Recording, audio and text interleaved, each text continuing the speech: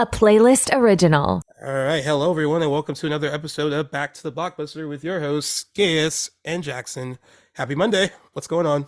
Happy Monday for us. Happy Oh, Thursday to listeners. oh yeah, sure, Which it's true. Yes. it's a big Thursday too, because I mean we won't know at the time that we're recording this. We're still a few days away, but we could potentially be looking at a Screen Actors Guild strike tomorrow, the 30th of June. So I mean, by this time when we're listening on Thursday, who knows what things will look like? But hopefully, it's a happy Thursday for everyone listening. Yeah, hopefully we it's funny we were so optimistic when like the writers strike was like looming and then that happened. Right. It's looking like based on them not really coming to terms on residual rights from like some of the bigger streaming shows that we could be looking at SAG striking as well, Mhm.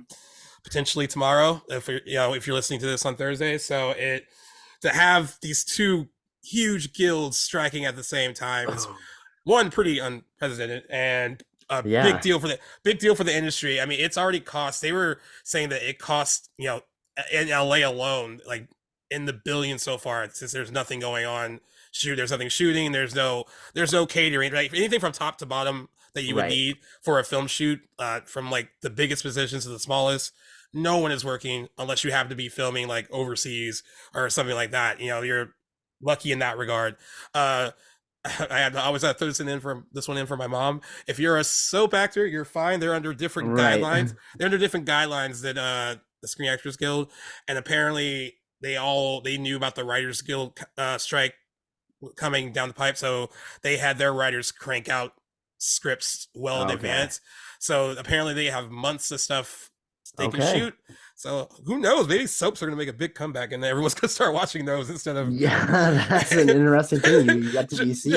Jackson's like, no, that's not gonna, Maybe you never not know. I happening. do have a question though, because I'm kind of on the side of maybe like some of the uninformed here. So if we do get a SAG strike, will that mean movies in production right now that have the ones that aren't facing rewrites that can't move forward that are still filming? Will that mean those are shut down because They actors would are they would not be shut working down. anymore? They wouldn't be able to So work, and that's why it's okay, and they also can't actively promote projects. So so that's that's going to be why. even radically different than what's going on now. Then if we get that, Right, right, oh because you already, wow, I mean, because, and this is why, one of the stories, we can kind of jump into it now. San Diego Comic Con is a huge pop culture event uh, oh yeah, here in that California. goes without saying. I mean, bigger than New York Comic Con. It is the biggest showcase for a lot of comic book aficionados. Like some people, they kind of hate that it's become more of a pop culture movie TV thing rather than about like comic books and the Exclusively artists. comic books. I can But understand that from their perspective 100%. right, but it is a big deal for San Diego, not just because of the event itself, but the event brings so much to their hospitality industry. I Hmm. mean, hotel rooms are insanely expensive during that week for Right. Comic Con. Then, of course, like food and beverage, like all the restaurants, bars. It's the convention center is literally right across the street for Gaslamp, where all the restaurants and bars are. So it's a Oh, okay. huge money maker for San Diego. It's still going to go on, and Right. they had a big comeback last year after going virtual because of COVID. A couple years in a row. Um, but Marvel has backed out officially. They're not having a Hall H presentation. Hall H, for those that don't know, is like where all the big news is typically revealed at Comic Con. Marvel usually has like a reserved seat in Hall H to Mm. you know that's where they announce stuff like Mahershala Ali is Blade before he even saw a script for Blade. Like they all know Okay. what's Okay. coming.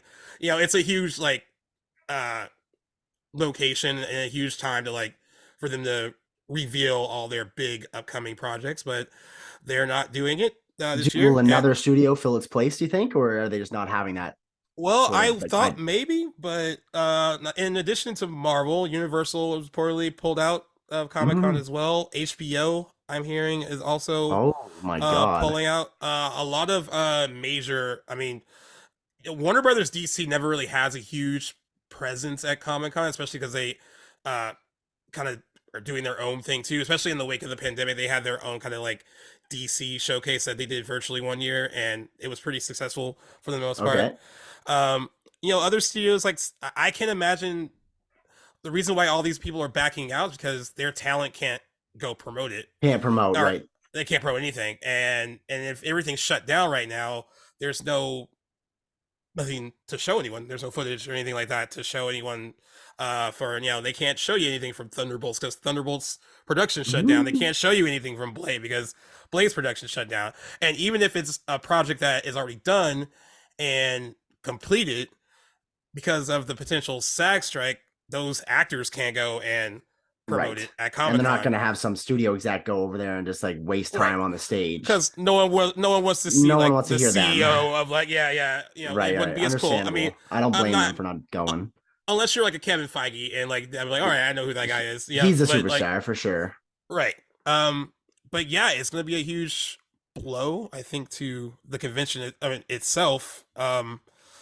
I mean, it'll still go on. I'm sure it'll still bring a crowd. I mean, it's probably gonna make, like I said, a lot of the comic book aficionados pretty happy. Like maybe they'll showcase It's a some great other point. stuff a bit more. Fill Um, those spots up. That'd be but nice. it is definitely a problem for the convention as well because it's a huge blow not having all these big uh studios and brands there, and in addition to that, a lot of the talent that would attract a big crowd. um 100%. so Um, it's also tough too in the wake of like finally coming back and doing it again in person last year after COVID. Now it's another blow again where it's like, oh well, it's not as significant as that, but it's still, right. It takes all that I've momentum away though that they right had going from last year. I've seen some people on Twitter and stuff saying that they're thinking about not going because what's the point? I'm still gonna go because it's still a fun. Well, this is a you question know I have for you: is how far away is San Diego from Hermosa Beach?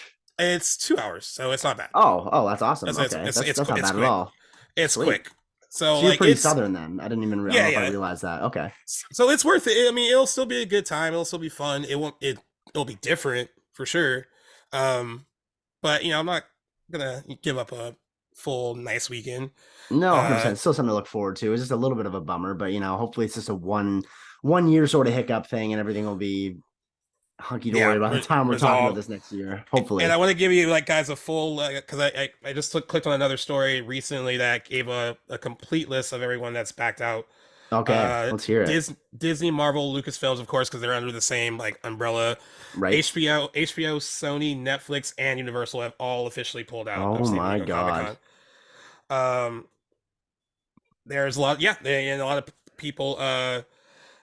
One of the Comic Con spokesperson, David Glancer, was speaking on it, and he said, with regard to the strike and its possible effects on Comic Con, we tend to refrain from speculation or forecasting, how this is going to go. I will say our hope is for a speedy resolution that will prove beneficial to all parties and allow everyone to continue the work they love. Until then, we continue to diligently work on our summer event in the hopes of making it as fun, educational, and celebratory as in years past. So they're trying to make the best out of a Mm-hmm. kind of impossible situation. But and that was a pretty solid statement to kind of like, I guess maybe not to scare any pass holders, like you should still come. It's still, we're gonna make Mm-hmm. this as fun as we can Right. make it. But but even just listing out all those studios and streaming, all that stuff that we just named, that's Right. That's so many big names that aren't going to be there. pretty And I significant amount of people that that are not, or studios not being represented there. Yeah.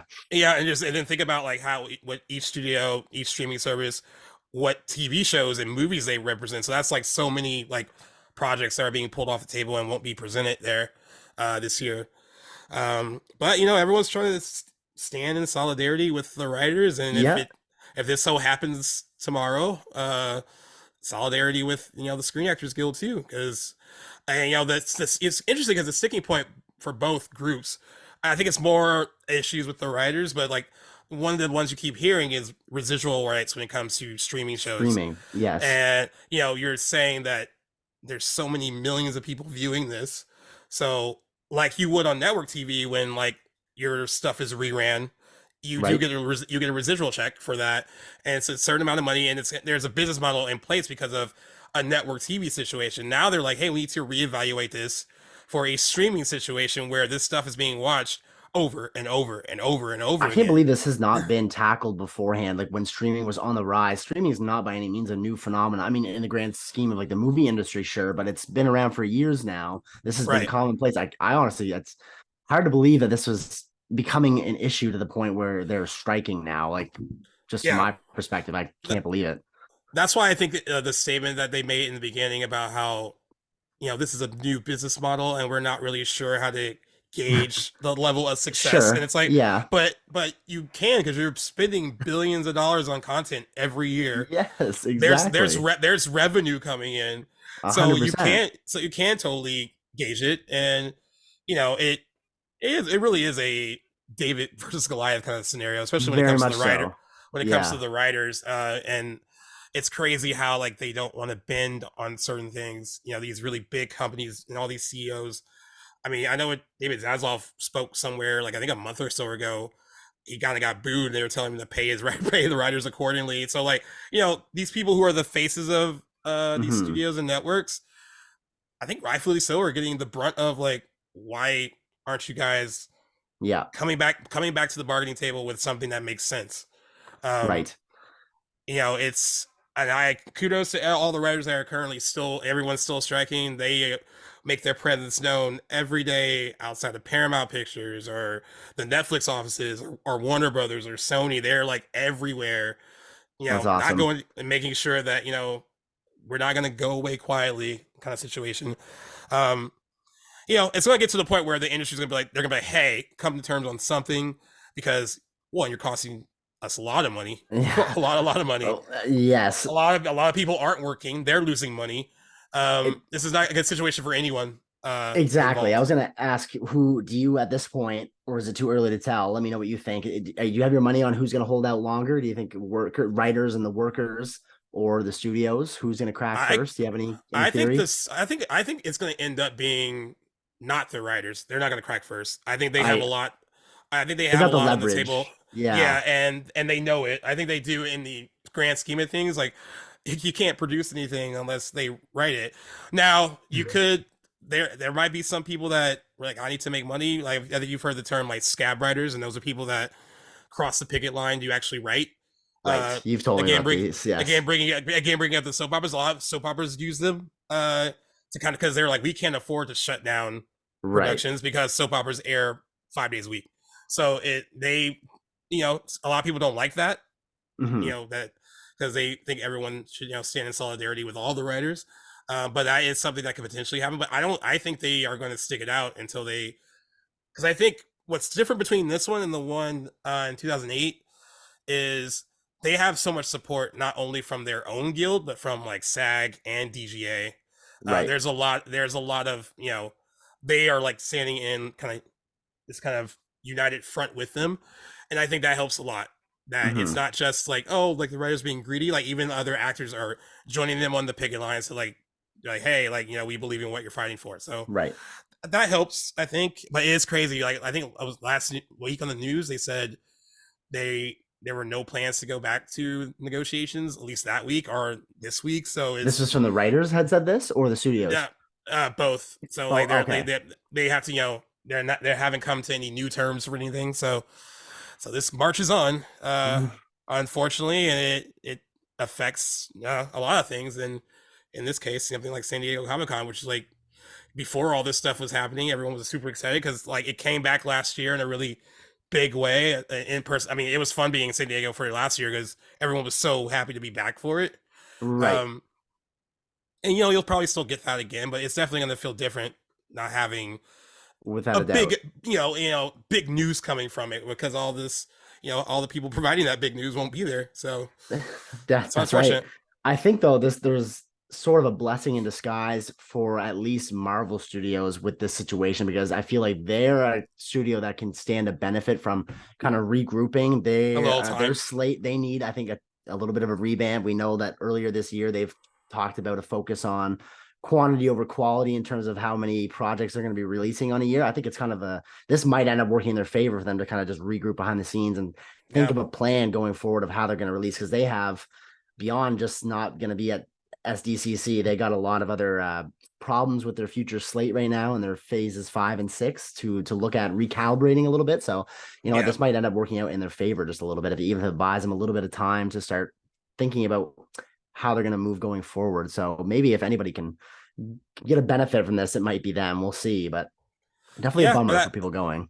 And I think that, I think maybe kind of piggybacking on what you're saying, I kind of think it made the decision a little bit easier for Marvel, even though they're like, hey, we if we don't have the talent to bring there because they can't promote anything, that Right. certainly hurts.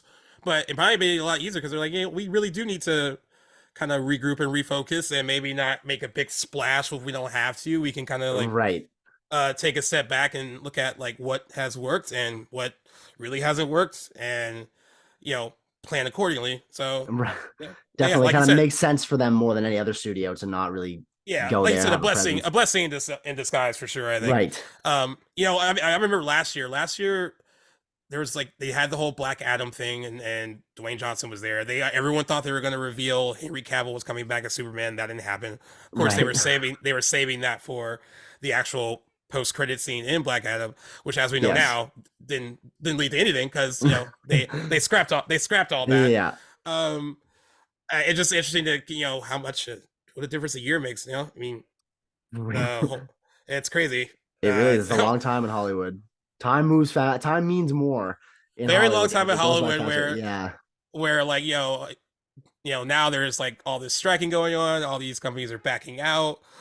The DCU that they were promoting last year at Comic-Con doesn't even exist anymore. Well, kind of, I guess there's still Uh, Aquaman left and Blue Beetle. and well, um kind of a it's kind of up in the air about Blue Beetle because didn't Zaslav say that, or sorry, James Gunn say that that's going to be the first character to be yeah, introduced in his DC? So what and universe then does that one fit into? the director doubled down and said that it is part of this I think Which my is theory is sus. my theory post opening weekend of the Flash, they're like, hey, make sure Yeah, you let the people know that this is like part of the new thing, and they should I go see 100% it agree with because you. it's part of the new thing. I'm glad we I got mean, on this because yeah, because you mentioned something. Sorry, finish your point. I won't oh no, yeah, but yeah, interrupt I you. just think it's interesting that like all of a sudden they're like, yeah, this is part Very of our interesting. DCU. I was like, no, guys, but I get it. You got to pivot when things don't work Yep. out the way you want it to. So It's harkening back to something you said right before we started filming that you said that DC kind of shot themselves in the foot by announcing their next universe while they still have movies coming out in the DCEU, and I definitely think that that is a reaction to the I dismal think it is box too. office performance of the Flash, and because when you think about it, Blue Beetle, I'm not sure when they wrapped production, you might know, but it's definitely was filmed, and I'm pretty sure marketed before the DCU going forward was even announced, Yeah, right? and So, you know what's crazy about Blue Beetle is that originally under the previous regime, it was supposed to go to HBO Max, and then they oh, started oh seeing right, yeah, they started seeing like test footage from it, and they were confident in it. But I also think it being like a Latino led superhero movie, they were like, we yep, can't just like send this to the streaming service, which I commend them for giving it a yeah, shot theatrically. opportunity for that Yeah, demographic for yeah. sure. I know we kind of shit on Variety sometimes on the podcast, but they did write a really interesting story last week after the Flash kind of crashed and burned. Yeah, They what'd they said say? across Shazam: Fury of the Gods, the Flash, Blue Beetle, and the Aquaman sequel. This is costing Warner Brothers $1.1 billion across like the budgets and marketing spend.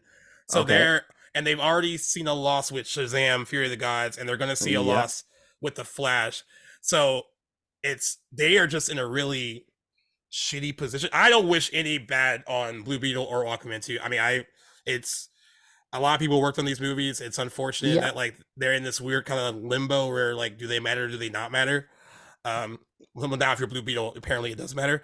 Um but yeah, I mean I mean to be a fly on the wall of those offices, like going like Oh my God.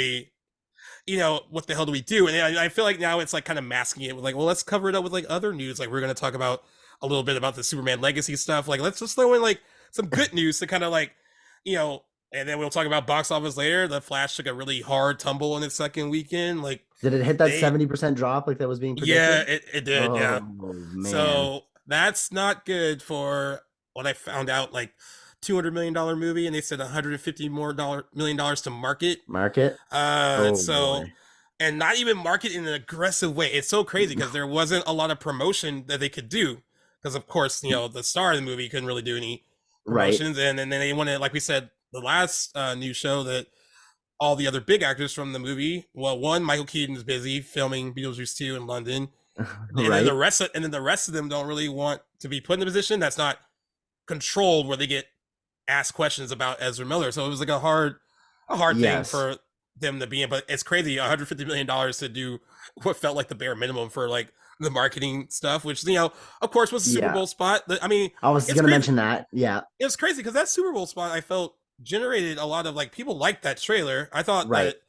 that I just think we mentioned this last week too. I That movie is truly a victim of pre-release hype, and I think that that Yep.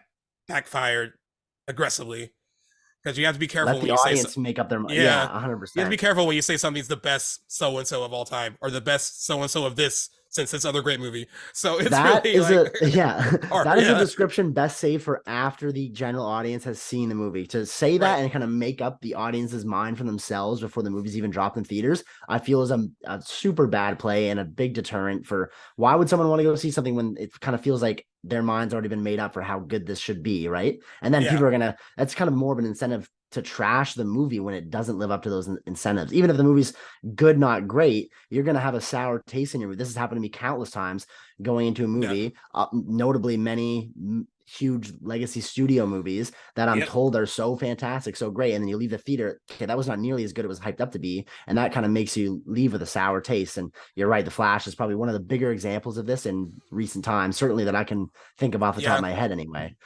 Yeah, I definitely agree with you. And what you'll see after, I mean, what you've probably seen too, is once regular moviegoers see it, there's this really almost mean pushback against that initial like, oh, I That's thought this right. was gonna be like the best comic book movie in years. Well, Yeah. what I saw was trash. And then it becomes like a fight on social media between those early people that loved it and Right. then the masses who have finally seen it after opening weekend. It's like, no, you Right. guys were wrong. You guys overhyped it. I mean, so there's the danger in that. Hmm. But I think it's funny because we did bring it up too last week how it works for certain movies. Like I didn't mind all those early reactions about Mission Impossible because that felt pretty on brand, especially for something that Tom Cruise has kind of been Yes. excelling at with that franchise, and of course also with Top Gun Maverick last year. So Hmm. that felt a little bit more authentic, like seeing some of that early praise. Where it also depends on where the early praise is coming from. If it's coming from Yes. CinemaCon, where most of the people invited are fans of this kind of stuff, Less you should credibility from gotta that look at place. gotta Yeah. look at it with a side eye. Always look at it with a side eye. 100%. Very um, much so. but yeah, I Um, guess yeah, that's kind of where we're at with uh, well, I mean, Warner Brothers in a whole big tizzy about a lot of things. yes. I was like, I don't know if I should give like their goodish news first and then go into. All right, their goodish news is like something that happened right before we started, and it's about Superman Legacy. Like we said, like show someone like a little carrot and dangle it somewhere else so they Yeah. pay attention Yeah. so they Yeah. don't pay attention to like Look the over bad here. news. Yeah. Look over here, yeah. They have been screen testing for the characters of Clark Kent, Superman, and of course Lois Lane. There are six contenders, three for Superman, three for Lois, and Okay. these names they have actually been reportedly auditioning in makeup and wardrobe as Kent and as Clark Kent and Lois Lane to make sure there's chemistry reads and how they look, in makeup, in costume, all that stuff. Okay. Um, the Who we front down to? I runner, haven't even heard this. the front runner is this guy named David Cornsweet, I guess, and I think Okay.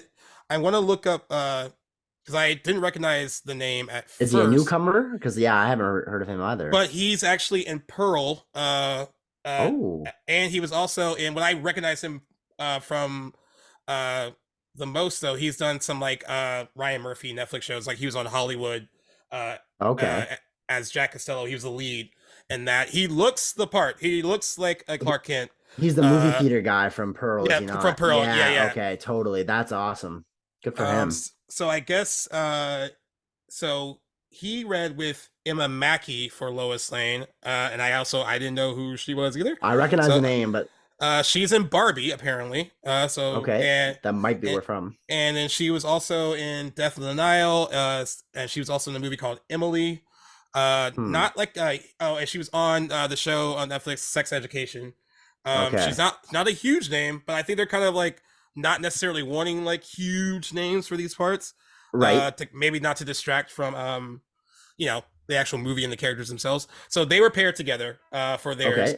Okay. Nicholas Holt, you know who he is. Oh yeah, yeah. he was paired with Rachel Brosnahan, who's on the Marvelous Mrs. Maisel. She's won a few awards for that. She had been talked about for Lois Lane a bit. There's been a lot of chatter about her. Nicholas Hoult has famously been attached to so many other superhero movies, other than I've seen the post recently. because of course he was in the X-Men like prequels, like the First Class and all that. He was Beast. Yep. But he has been attached to. I mean, he was attached at one point to the Batman. He read for that.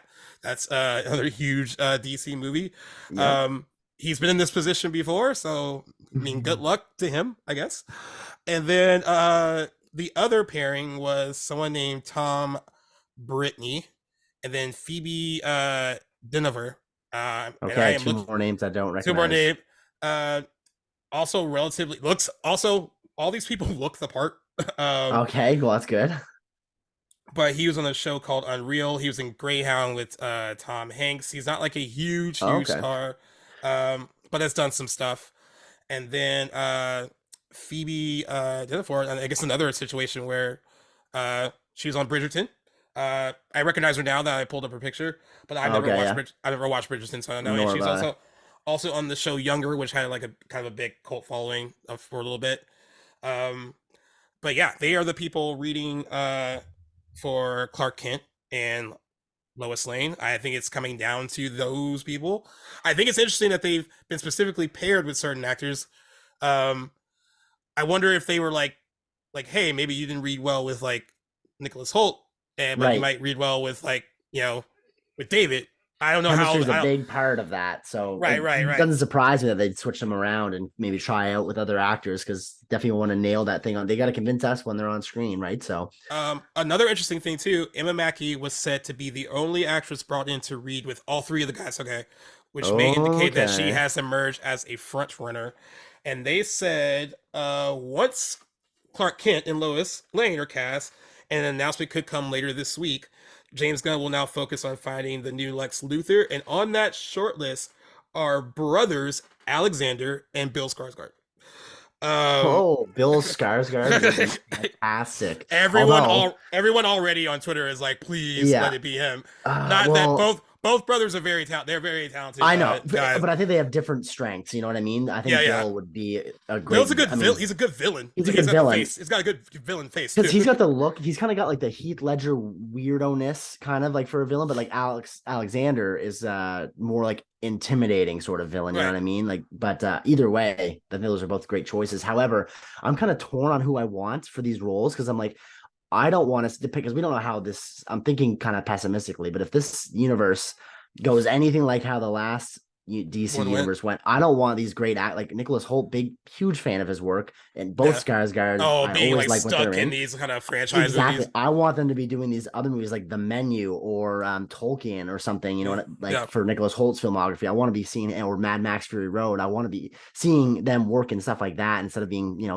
hedged down by this universe for a decade plus. But that's me thinking negatively. If they're great in the role, that's awesome, but I'm kind of torn. I maybe relatively unknowns would be great for these roles, but I guess time will tell. I guess it will. Oh, interesting thing about Nicholas Hoult, he was initially up for Lex Luthor before deciding to try out for Superman instead. Okay. They said if he doesn't land the part of the Man of Steel, that he might put himself in the running for Lex, along with the Skarsgård. That guy wants to be in a huge comic franchise. I mean, but he has. He did X-Men. I mean, like, exactly. That's right. He has. But he got 3 movies out of that. Yeah, more? So 4. I think he saw his X-Men First Class, Days of Future Past, Apocalypse, and Dark Phoenix. It ended on a sour note, but I mean, he's already done it. I mean, maybe that's why he's so eager to maybe do it with someone like James Gunn, who's super talented, and like he must want to retire early. But yeah, I mean, it's very interesting that this is pretty big news that we could have this week potentially. Huge news. Look out for. Maybe even you might even hear it before we actually hear it on our episode on Thursday. Who knows? And by this time next week, we'll probably be confirming it all. But yeah, I'm the one I'm most excited about is the Lex Luthor stuff. Bill Skarsgård, I think, would be pretty phenomenal in that role. I totally agree. But I also, like you said, you don't want him to get kind of stuck in.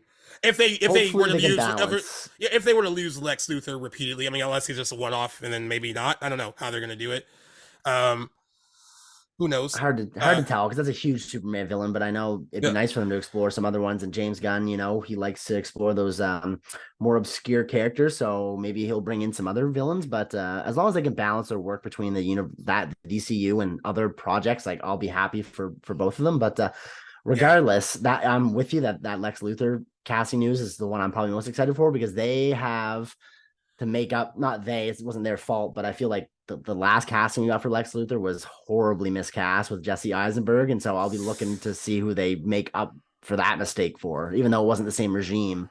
Still, for us viewers, Uh, like are you with me on yeah, that, or do you? yeah. I know. That was a I huge wasn't a miss. big. Jesse Eisenberg is a good actor in certain He's a roles. fantastic actor. That I wasn't just his don't think role. he's not built for that. No, So nothing I against the always, guy. He I should always not have thought been that was cast. I always thought that was a questionable choice. I was like, all right, well, cool. You're Mark He's got Zuckerberg. yeah, and That's I it. love Jesse Eisenberg. He's a Yeah, fantastic actor. Probably a yeah, future Oscar winner if I were to guess, but yeah. Not in that Already been capacity. nominated. So yeah, That's right. Was it for Social yeah, Network? the network. Yeah, Yeah. yeah. So yeah, I wasn't a fan of his Lex Luthor. Yeah, honestly, Michael Rosenbaum is my favorite from Smallville. I think he like embodied Oh, that. okay. He embodied Lex Luthor, and a lot of people actually consider him like their favorite. Unless you want to be like old school, you can go like Gene Hackman from the original Superman movie. That In was who Gene '70. Hackman played. He played Yeah, Lex Luthor. That's yeah. wow. That's awesome. That's a good casting. I think some people say that like loyalty, we're gonna say that one, but Michael Rosenbaum, he's a big fan favorite, and from a lot of people who were fans of Smallville from I back see. in the No day. comment. I haven't seen Smallville. I've heard the praises sung by it over the years, but don't even recognize him. But love to check it out sometime. But at the But yeah, time, there's lots to so yeah, watch. so that's the good Huh, news for that's Warner Brothers. huge. Uh, Um, What they what's had on the other side there? they had a really interesting week. Okay, so according to a new report, Warner Brothers Discovery is shopping around a $500 million package deal to other studios that include movie and music rights. According to Variety, Warner Brothers Discovery is shopping around a package to other studios to try to alleviate some of its debt because they're losing Ooh, money. One source says that the package is for slightly less than half of the studio's catalog. Sony is reportedly the leading studio at the moment as a possible new home for the properties. And then hmm. on the music side, the package is said to include music from films such as Rent, Evita, and Purple Rain, as well as works of several different Batman films. And there's no clarity as yet if it's means songs such as "Kiss from a Rose" or the actual soundtrack. Also rumored to be included would be one of the most famous film songs of all time, "As Time Goes By" from Casablanca. Uh, Okay. and so they said Warner Brothers Discovery is still attempting to pay down nearly $49.5 billion of debt held by the studio. They Five have hundred million dollars. 40. Yeah, and What? $500 million would help a bit, I guess. Half But of so half a billion. That's all they're gonna make from half of their catalog. yeah, Is that that's even crazy. worth it to you? Like, And that's only even half their catalog. I mean, like a lot of people hate that they're doing this because it's like there are some people that think that like they think Warner Brothers might go under. I don't know if it's like that. oh, oh man. I mean, it seems like the new CEO, he's getting a lot of flack for being more of like a business man more than like a studio mogul. Like he doesn't really. It seems like he doesn't really care about like, as we'll talk about a little bit with another thing that they're doing, Right? um, about the art of cinema. Really, it's more. I mean, I guess yeah, it's his job to alleviate debt, and they are Yeah. bleeding money. I mean, we just talked about it just with their like superhero movies. I mean, they are bleeding money, and they need to make some. I mean, I first got one of this story because the original story was they were starting to be in talks with Netflix to license some of their stuff, their Yes. shows, like their HBO Max, like or HBO shows. Like That Insecure is a was good one. decision. Yeah, Insecure was one of the main ones. It was on for 5 seasons. It's pretty would be pretty lucrative to license. I mean, a lot of networks have done this too. The CW, like before, they completely gutted it and made something new now. They made a lot of money by licensing some of their shows to Netflix, and Hmm. those shows thrived on Netflix, which then brought those viewers over to their shows to watch live for a little bit. Right. It helped Riverdale tremendously. All Americans, another one, football show on the CW that blew up on Netflix because of Okay. a special licensing deal. So I actually don't see anything wrong with that. I mean, but I do see the bigger picture of like it. Everyone's like the writing on the wall is like you guys are in trouble, and this is why you're doing this. Well, see, yeah. Big money trouble. So And yeah, I can't blame. This is all Zaslav's decisions, right? yeah, That's all the Yeah, well, new, all the new I regime. don't I don't blame necessarily him for looking this way because I mean you just mentioned how he's kind of approaching it from a more business angle versus like a studio mogul, and I'm going to go ahead and might be going on a rope here, and but it looks like the previous studio moguls before his time are the ones that got Warner Brothers into $49 billion. That's billion with a B, right? Yeah, That is insane. yeah. You're like, They're let the me ones that have clarify. got them in this place, so I don't blame him for turning the page. Like that's exactly the move that I would suggest. Obviously, things have to change, and it makes sense because this is something I'm very critical of Marvel for doing, for not changing and not looking at the mistakes and flipping Yep. gears. So, I mean, I commend them. I mean, we'll see how it goes and what decisions eventually are made, but can't blame him for wanting to try something new to alleviate that debt. I just can't believe I can't get over that figure. That much of their catalog for only half a billion, and they're Yeah, how is that going to even make a dent? That's yeah. beyond me. And it's like, I'm not a numbers guy though, and but I'm imagining it's like significant titles from their catalog. It would mm, have to be, right. Like, I mean, if they they should Batman, all that reappraise stuff, like that. so many things. Yeah. Yeah. Um.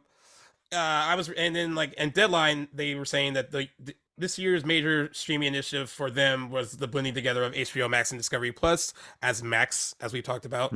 Uh, uh, but they were saying like, even though that has benefited from the Succession series finale and the debut of the Sex and the City sequel series, and just like that, the service is not really debuted any huge exclusives the way they have before. So they're kind of even hurting on that Hmm. front as well. Um, yeah, I'm still kind of crazy with the both figures actually. That like, oh Oh well, my that's God. like that is Dire, what, dire straits. They're way worse off than I even thought. Like and it I feels like desperation. I mean, like it just feels like utter like just to sell what we got. um, Yeah, yeah. It's hard not to look at it any other way. Like I've been so focused on like kind of like Disney's numbers lately, but I haven't really given consideration to Warner Bros. But damn, those are some damning figures.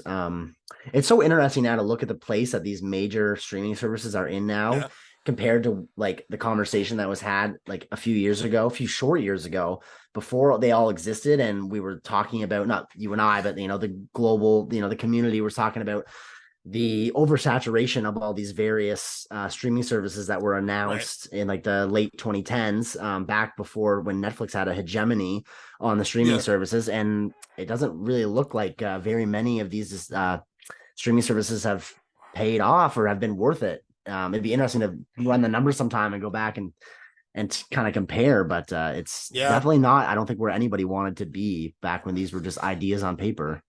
No, not at all. And if you're a fan of classic movies, this one was a big blow uh, Uh-oh. to a lot of people.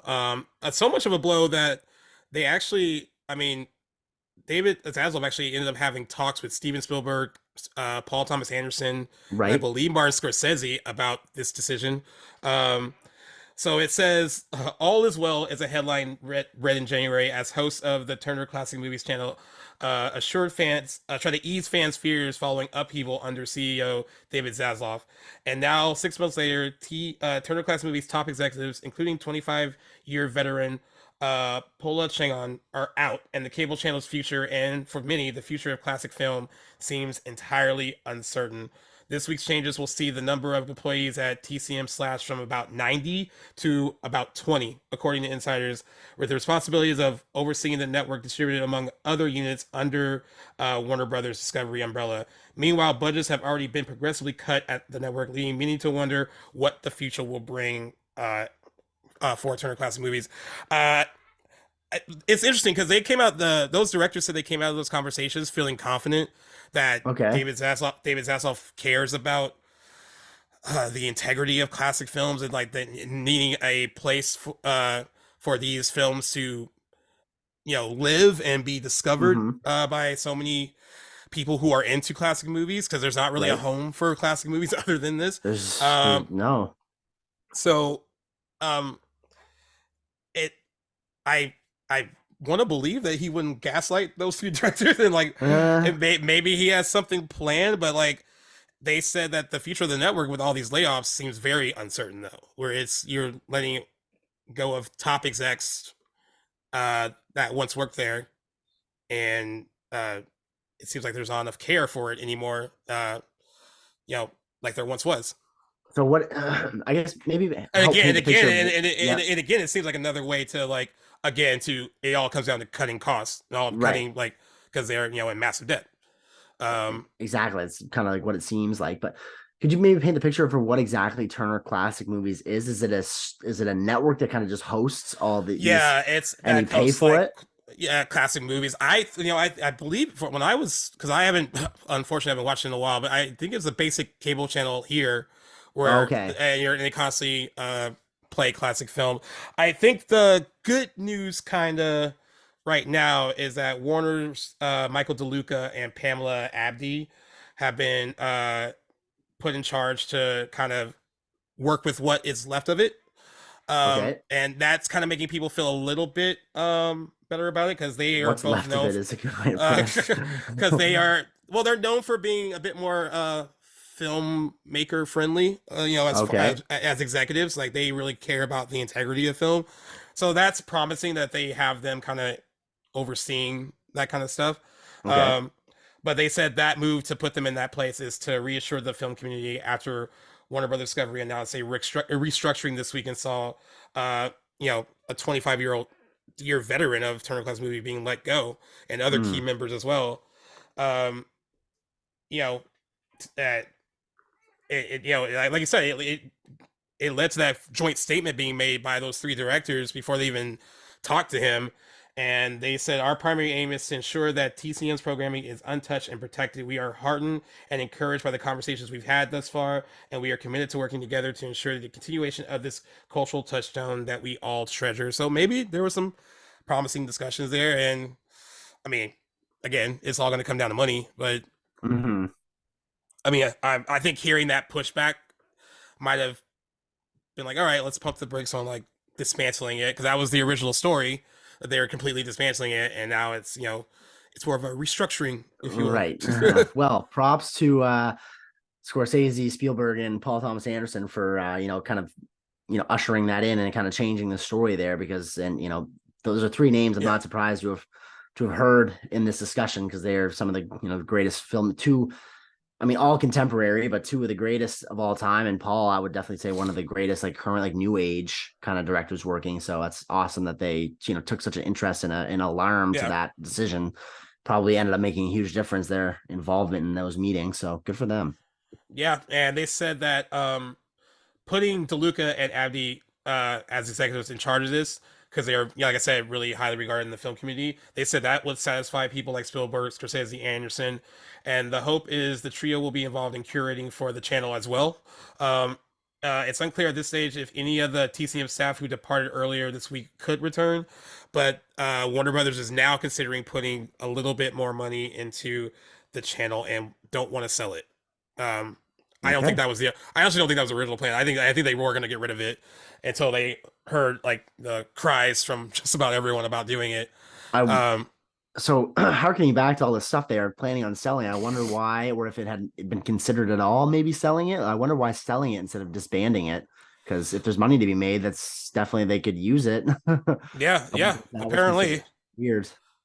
apparently, Huh. yeah. I mean, like, I mean, it's interesting too because under David Zaslav right now, we've lost.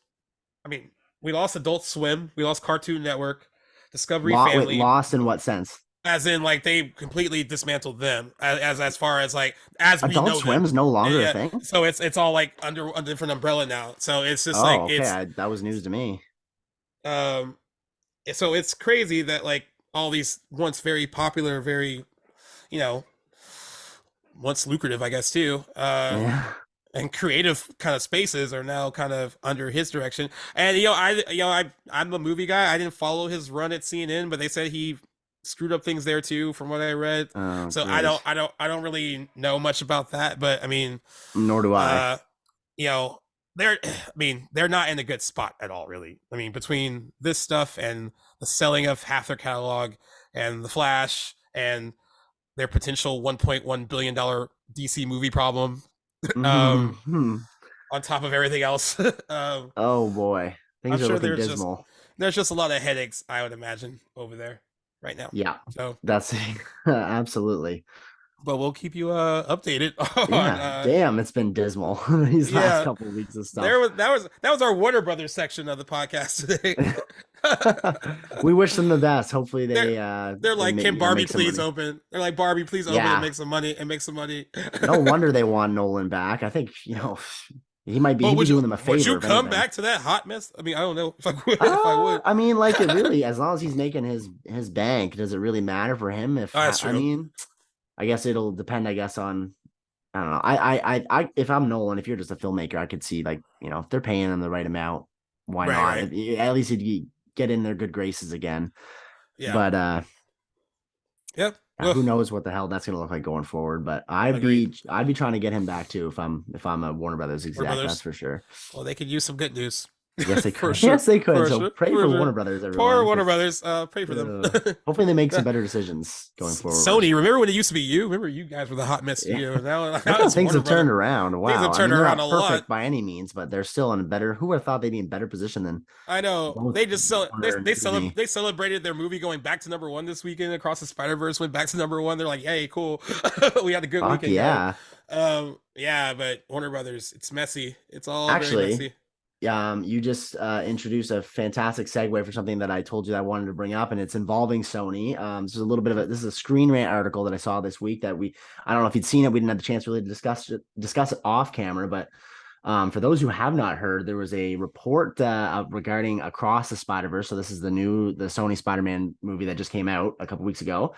It reveals that over 100 artists, this is I don't probably from across different divisions, but mostly VFX artists, quit amid quote brutal working conditions. And according to Screen Rant, it says over 100 people left the project. This is Across the Spider-Verse because they couldn't take it anymore, but a lot stayed on just so they could make sure their work survived until the end, because if it gets changed, it's no longer yours. So 100 artists leaving the project in the middle of it, that is insane. That is pretty crazy. It's interesting, even though this is like Sony Marvel, you always hear about with Marvel, the special effects artists being extremely overworked and Are they represented by a guild? Because are we going to see a strike? Like, I know, it makes me holy wonder shit. too. Like they are, and those stories popped up a lot over the Which last was year. it? Was it Ant-Man?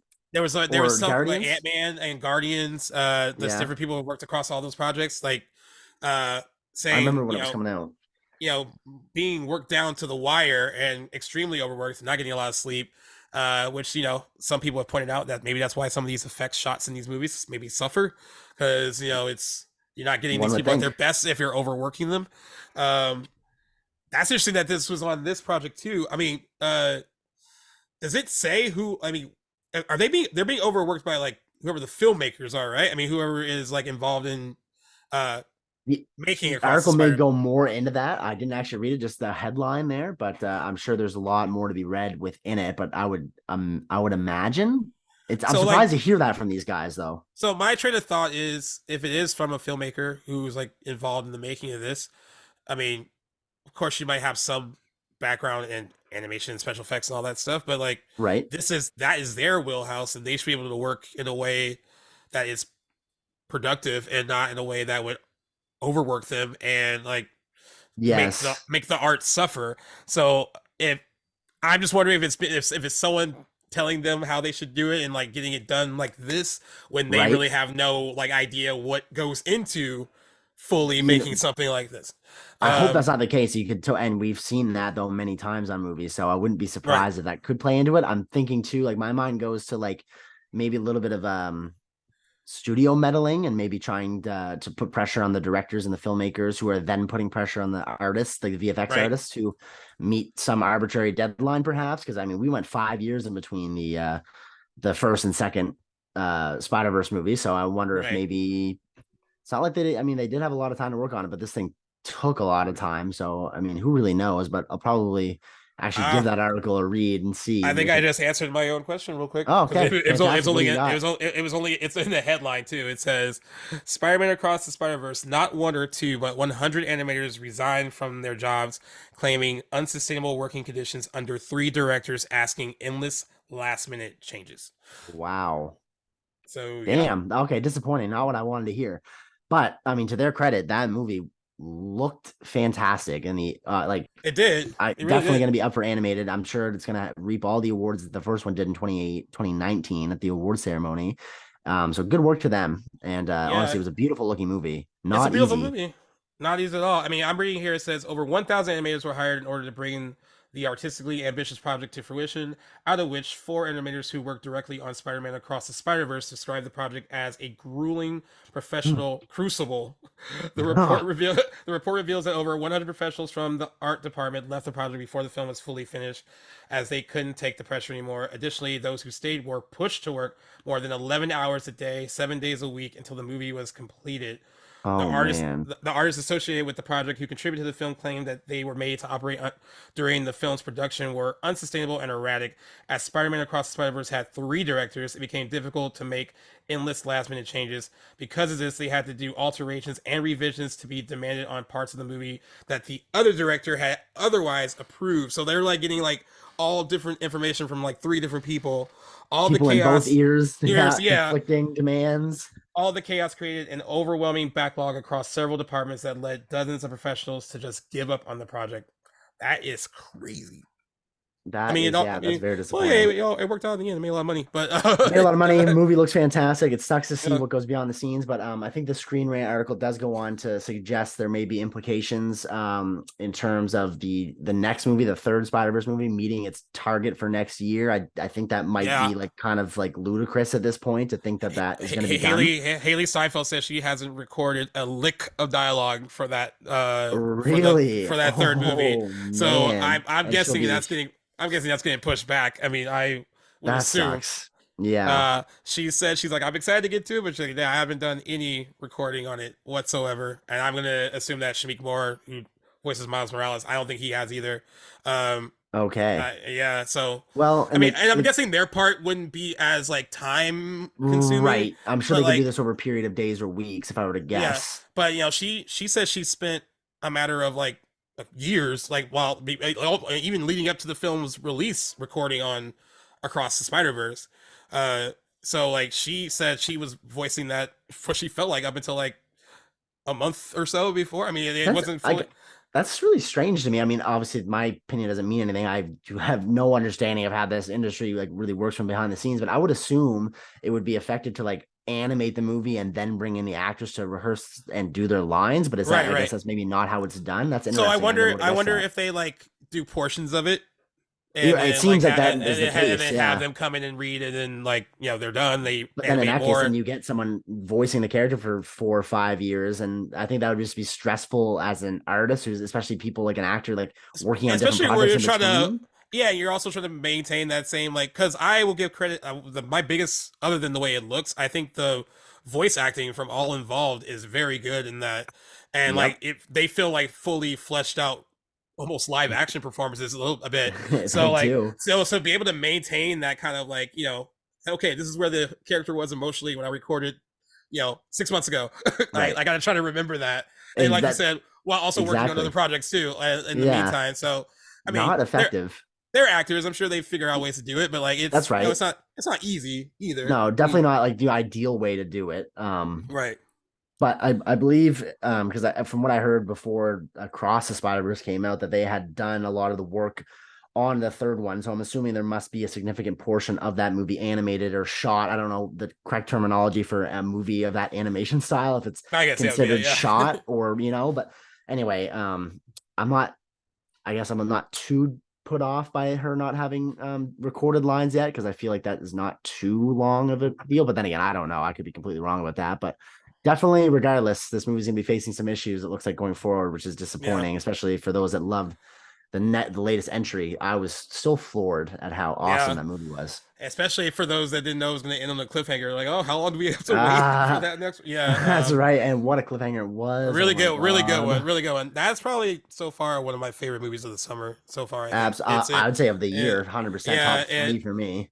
I mean, the fact that you know what? Who I said Mission Impossible was going to be the biggest movie this summer. Owen on our 100 episode, because we got that question, mentioned Mhm. Across the Spider Verse, and Across the Spider Verse has been killing it That's a domestically good pick. and Yeah. worldwide. So yeah, it went back to number 1 this weekend. So good.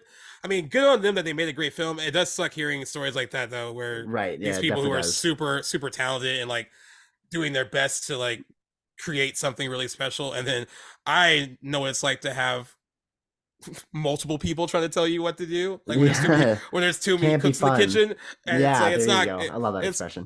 it's not good. It's not fun. So I can imagine 11 hours a day, 7 days a week, trying to do the effects Oh. and animation for this stuff. And yeah, no, Hearts don't go out to those animators, but be better, guys. yeah, looks like I think there's going to be a lot of, and we're already seeing this now with the others, the current strike and the looming strike, a lot of overhaul across the Yeah, industry and all about how sorts of things are different. done. Yeah, And it's I about think time, you know what? yeah, I agree. Yeah, I totally agree. that's All right, unfortunate though. what do we have next on deck? Do we have We got 3 trailers we got to we break got three down. trailers. Yeah, Are we we got. starting? Are we starting with the tennis threesome movie or I was gonna, the? I was gonna put it in your court. or, So you go ahead if you want to. We got Challengers, Priscilla, and Dumb Money all released trailers this slash last week. So if you want to lead into Challengers, Zendaya's next movie is it next before or movie? after Dune 2? Before Dune, she's gonna have a good. Okay, so yeah, her She's gonna next movie. good September to good November. Looks like. Yeah, definitely. So I'm just gonna put this in perspective a little bit. I heard Okay, about this movie because it's directed by Luca Guadagnino, who right. did Call Me by Your Name, and which is a great movie. He's a really great director. Like his Did you see Bones even and All last year by him? I did, and I actually did like Bones and All as well. It's like if you Yeah. don't really vibe with what he's selling, his movies are fucking beautiful to look at though. They're like it's like pure Yes. fucking art. It's like so I knew that she was in the movie that he was directing, and I'm sure she had some talks with little Timothy Chalamet Oh, while they're doing Dune. Like, should I work with this guy?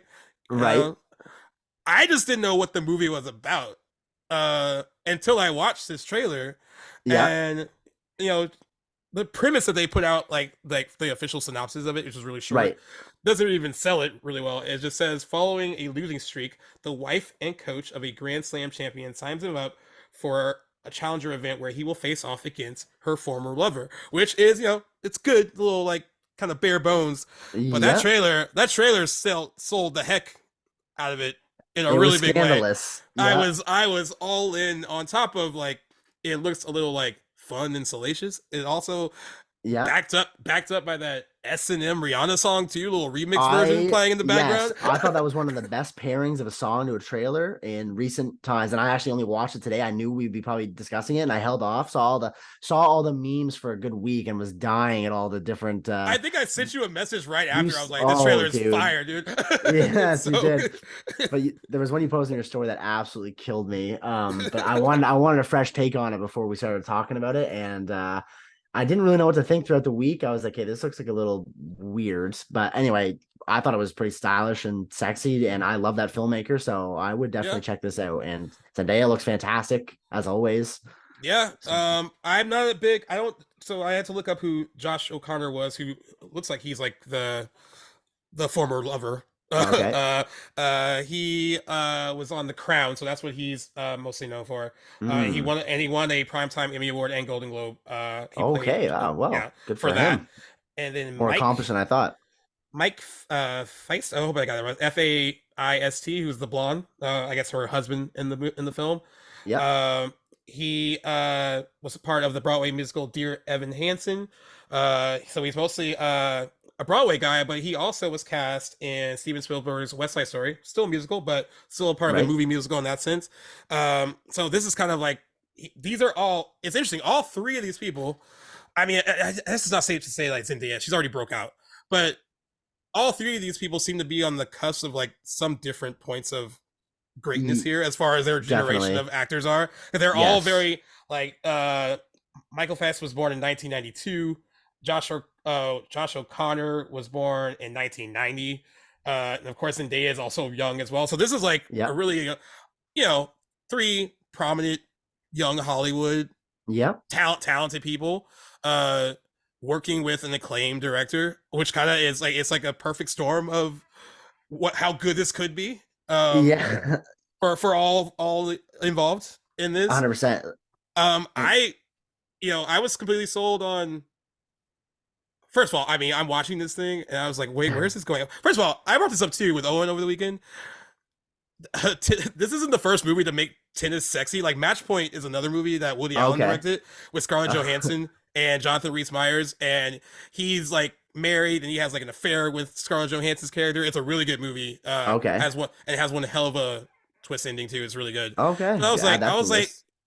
is tennis fucking sexy? I almost like, is that a It's a thing? sexy looking sport, man. Like I don't know. I have not watched a whole lot of tennis, but like the stars of that sport are always decked out. They're in these very lavish commercials, and they're always looking their best. It's definitely an appealing upper class sort of sport. I'm not surprised, I guess, that it has this like sex appeal behind it, but not one that it usually goes overlooked. Yeah, I agree. Um, and judging from the, well, I guess what I kind of like, I guess I'll know more when I see the movie, is clearly, the movie's taking you back to where they all first met and they're younger and have this kind of like whatever they have going on. Right. Looks like a three-way that she ended up Yeah. marrying, she ended up marrying one of them. Um, I always get worried when then there's kind of like the present day where they're supposed to be like come off a little older, like it doesn't maybe look convincing. But from the trailer, it felt convincing to me that like one part of this movie is taking place where they're more like young and idyllic, and then of Right. course where things are more complicated now that they're older, and judging from the trailer, she hurts herself, and now she's like Yes. his Becomes more of a coach sort of thing. coach, Yeah. yeah, and has to coach him to play against her former lover, which is, I'm man, excited for that dynamic. one hell of a fucking movie setup. I don't know. Are you watching this as Tom Holland?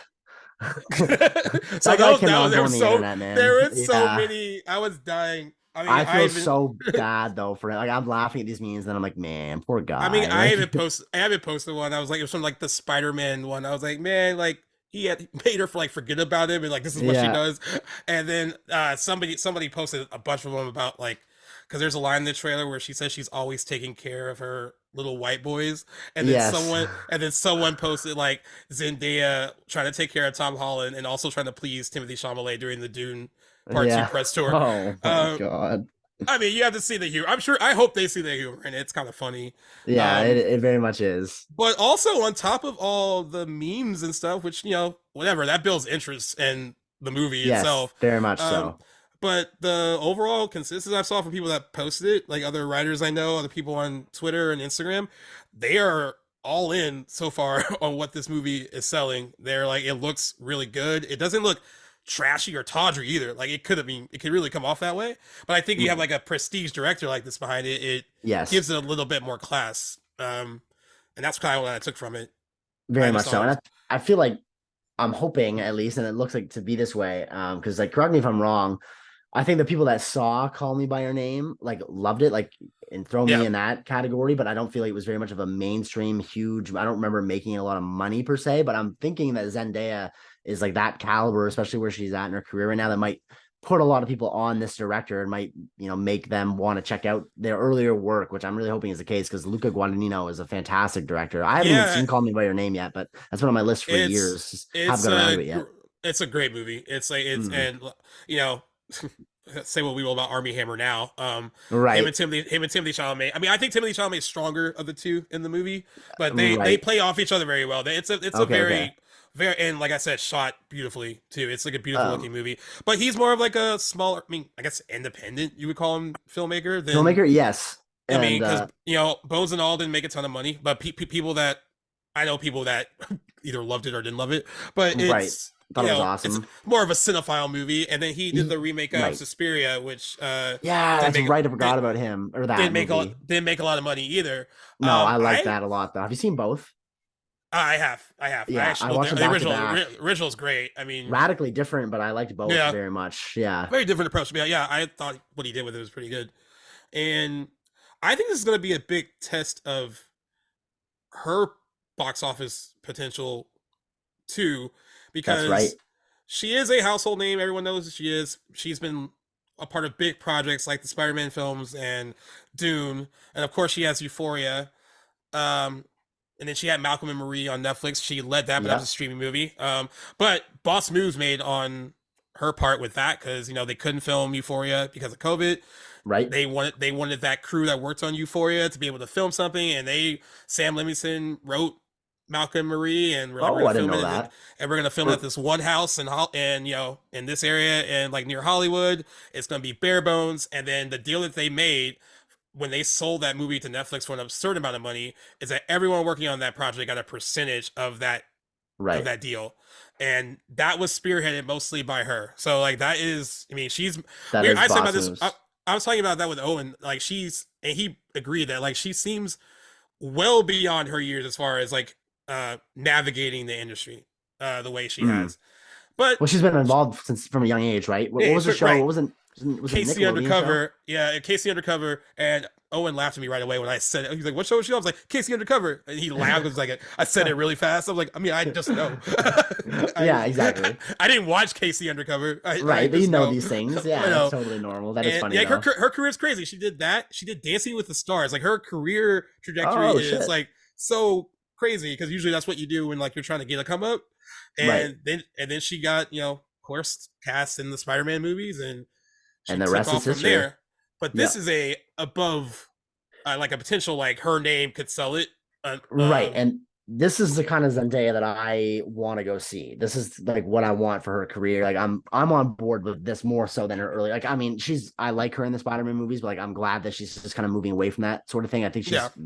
very carefully and strategically crafted her career in a way that we'll see more work like this going forward from her. And you know what? I gotta say, I'm excited. She looks fantastic in it, like acting wise and looks wise, of course. And I'm very much excited for And what this like, movie has to offer. if you ever get a chance, I've always like some people have gotten on the case because she looks young. But I Mm, remember in Malcolm and Marie, if you ever get a chance to watch it, it mm-hmm. has some flaws, but like what I was kind of caught by with her, opposite John David Washington, who is a great actor in his own right, Yes, he is. she I won't say was out acting him, but there was a maturity there that like it's that when you find out how old she is, you're just like, oh, like it's crazy that she's that young. She That she's sells on. a Yes, certain maturity in her performance where you're like, oh, I bought her as like in that role, and I can, and from the trailer in this, I buy her in this too. Like she is able to convey that without, even though she looks young, and hmm of course on Euphoria, portraying high school as well, right. and of course in the Spider-Man movies, also doing the high school thing Yeah, too. a younger high Um, school person. Yeah. yeah, so I think the choices she's making post Spider-Man, and the Sony people said that her and Tom Holland are involved in Spider-Man 4, but they've had to stop talks because of the writer's strike. Right. Um, I I am with you. I think her post Spider-Man career and the choices she makes film wise, I think Yes. she's gonna be one of those. I think she's gonna be one of those people that is gonna want to work with certain directors and be a little bit more picky. Like she reminds me a little bit of Blake Lively in the sense where like Blake Lively when she was on Gossip Girl and Mm. she wanted to do movies, she was very picky. Other than Green Lantern, was Oh very my God, picky. she's in that. Well, Oh that's how Jesus. her and Ryan Right. Reynolds got together. Yeah, Oh, because but that's not a total loss then. she knew that the role in the town wasn't huge, but she thought it'd be really good to work with Ben Affleck on a project like that and wanted to be a part of it. And that's how she did that. I see. She does Savages because it's like, hey, I want to work with Oliver Stone, and Right. she became more about like I want to work with certain people rather than let me just pick every little thing, which is funny Right. because we talked about like in the days when we were talking about Can't Hardly Wait. I think all those younger actors then were like, I will be in whatever you throw at me. And that is Yes. and there is a downside to that because eventually some of those things they throw you are gonna be crap.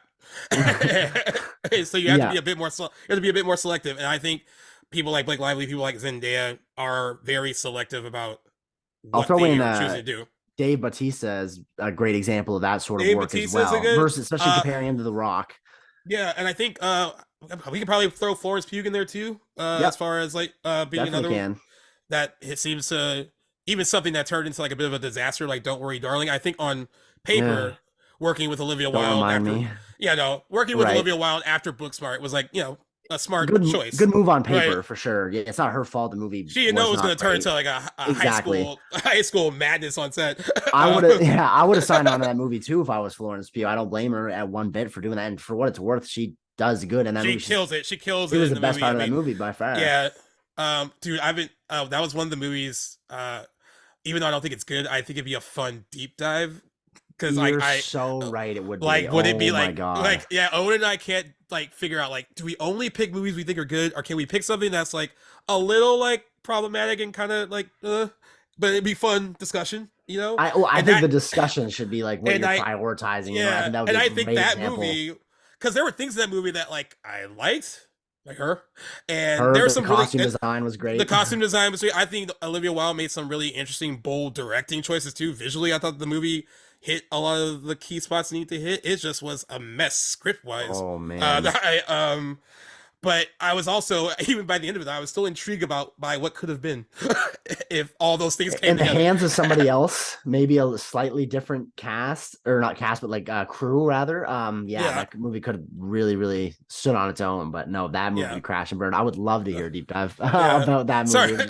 sorry about that That'd be segue, fantastic. guys. But like, but yeah, we got brought up because I was like, it'd be a fun discussion. I think. I Um, definitely think so. but yeah, all those people we named, I think that's what I'm liking about this like kind of new generation of talent, which is like different Mhm. from like our like mine.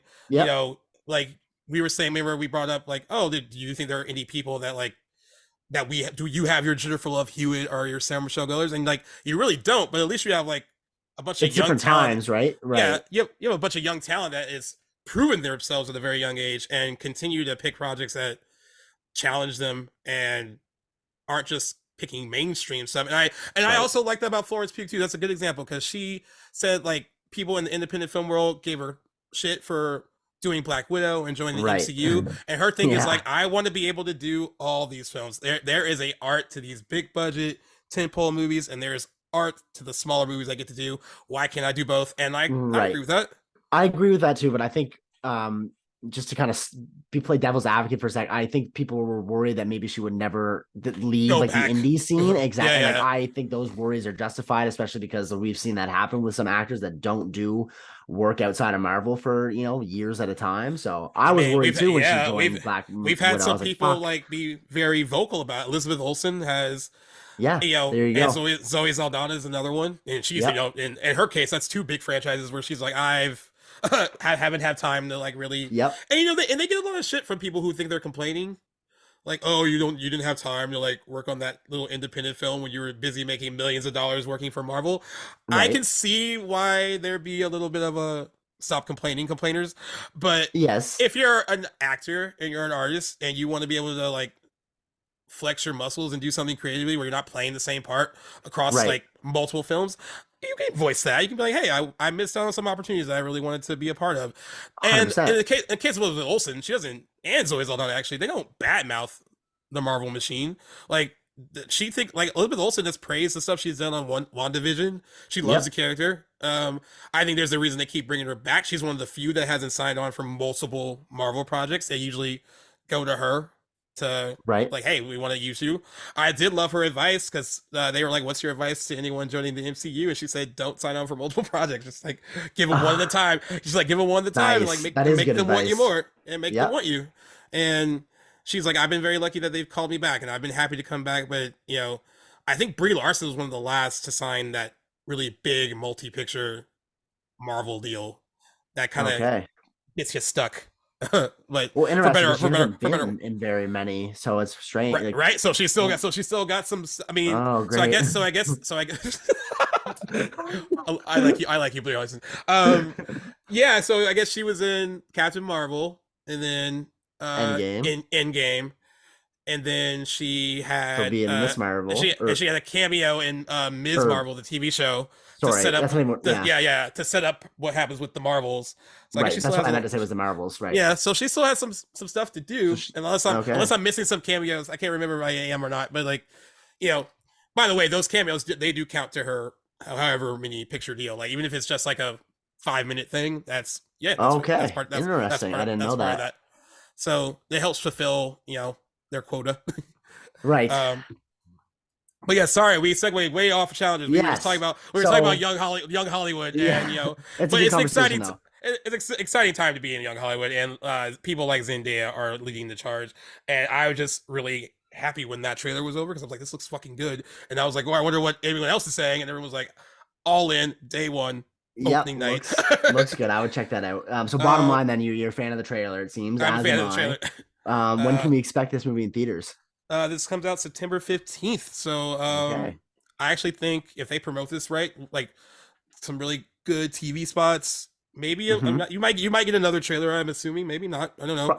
Um, they could sell this to in a really significant way to a younger crowd and an older crowd too, if they really wanted to. Yeah.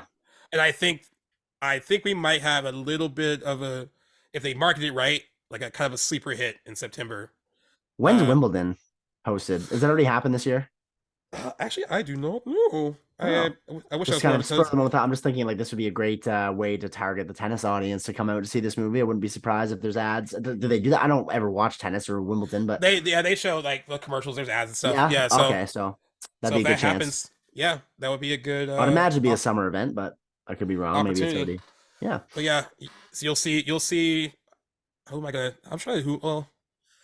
Well, sorry, who would I take to see this movie with me? I don't Ooh, I think this is definitely like a good know. date pairing or like your Yeah, your your cinephile friends. Like friend. Yeah, I like my buddy Cam, like my movie guy. I don't know, like we flip flop on Zendaya and certain things. Like this would be something I'd be interested in seeing. I don't know that he's seen the trailer, but like I could yeah, see this like going with my movie buddies and seeing this one. But I'd like to definitely go see it. But you're right, it's a good. Who do you go see this with? yeah. Like it'd probably be a fun date movie. It would be a good date movie for sure. Yeah, unless it drudges up like because the relationships like Oh fall yeah, that's apart. a good Yeah. point. Yeah. I guess we'll have to see. Speaking of Cam, we gotta get him on here because we always Oh, bring does him up. I know. I was thinking this earlier today because I was like just planning some things that I know that we were gonna chat. I was like, he feels like a virtual like friend of the Yeah, podcast yeah. just by how many times I mentioned it. But no, absolutely, he'd have a lot of good insights to bring. Like he's where I get a lot of my information, and he's put me on tons of stuff. So I owe a lot of my cinephiling to him. Your So would love to wisdom. have him on. Yes, exactly. Oh, and I just read right now that Trent Reznor and Atticus Ross are doing the music for Challengers. I love all the No music they've done for way. this. Just knocked it up even further on Yeah, my that must see is list. awesome. They have a really diverse scoring career because which one of them? One of them's from the band Nine Inch Nails. Is it Trent Reznor? Trent Reznor, yeah, Trent And Reznor. and Atticus Ross, I know they collab sometimes, but they've also done individual work. But what I don't know much about his background, but those I'm trying boys to are see what else awesome. he's. I honestly Yeah. never would have guessed that they would be No, he doing the also music he for this. also yeah he also worked with Trent Reznor and with Nine Inch Nails too. So Oh, they've known okay, each other I for a see. very very I long didn't time. realize. And I'm looking at who else is producing challengers. Amy Pascal, she's very familiar with Zendaya because she's a producer on the Spider-Man movies as well. Oh, So okay, keeping that in-house talent right. across. Yeah, so I respect it. I hope it's good. I hope it's as good as it looks. And I Yep, know we spent a lot of time on that one trailer, but that was the one I was most excited about. So we can. 100%. Me too. And so moving on to the next one I wanted to chat about was Priscilla. If you're good to move on, Yeah, and definitely it's not as interesting. It's not as interesting too juicy of a because trailer. it's just it was a What? teaser. We usually like Yeah, teasers, right? But this was like really short. short and obscure, not a lot of dialogue. I mean, that's not necessarily a novel feature of a teaser. I liked that, but then again, I will be looking forward to a lengthier trailer to see I am. how they're tackling her story. So, what I'm intrigued by because there's not a lot to go into in the trailer itself. That's what I'm Um, saying. Yeah. I'm intrigued again. A24, Yes. they're behind Forgot the all about that. Oh, that's they're awesome. behind the movie. And Sofia Coppola, which is interesting because we're gonna be talking about one of her movies Yep. later today. That's After right. we record this, Which is also an so A24. which actually an A24 release, Yeah. and you know what? It was I'll leave it. JC was like, "Oh, it's good that you're covering the Bling Ring because it might trend a bit because of that Priscilla trailer." And I was like, "Well, cool, that works out for us." Oh yeah. Interesting uh, timing. but she's a very. I mean, I think she's a pretty good filmmaker. She's made some interesting choices, I think. And if anything, if you don't like all of her stuff, she's like I said, always have made really interesting choices as a filmmaker. So I really Hmm. am interested in seeing anything that she does, no matter what it is. Um, it, um, I it feels very. I mean, it's just not the movie's fault or her fault. It's so close to Elvis, but it's not Elvis's Mm, story. So it's Priscilla Presley's right. story, and And I like that. it's based on her book. I know the Elvis estate apparently has issues with it, but this is Uh, based on her book. So they're like, uh, can you they know, even do much free about stopping free that? Right. right, yeah. So and I think this is going to be, judging from the name of the movie, going to be told more from her perspective than his, and Certainly. I'm going to bring this up because this got brought up a lot when the trailer got posted and or when they landed online. a lot of people have a lot of faith in Sofia Coppola, Yep. but everyone in pop culture is very much aware of the age difference between Elvis Presley and Priscilla Presley Oh, when they got married or when count they got. count me out of that. I'm not aware. Do you know off the top of your head the Let difference? me. I'm gonna go it up. She was a minor for sure. Uh, Oh, uh, man. I'm gonna look it up real quick. Okay, I want to make sure I got it. Definitely something So that they got no, Baz actually no. Luhrmann. When they got together, when they started dating, she was a minor, Right. Okay. and they got married when she was 21. But they were together long before that, and they were. Um, he met her actually. I got the rate when she was just 14 years old. Jesus. Um, How much and older they're is he than eh, her? so she was 21 when they got married, and he was 32. She. Yeah. So he was 25. She was 14 when they met. Oh my God. So some Um, people don't want them to shy away from the hey, can we state that this was kind of like Baz Luhrmann did and Elvis, none of yeah, that sort yeah, of like stuff is mentioned.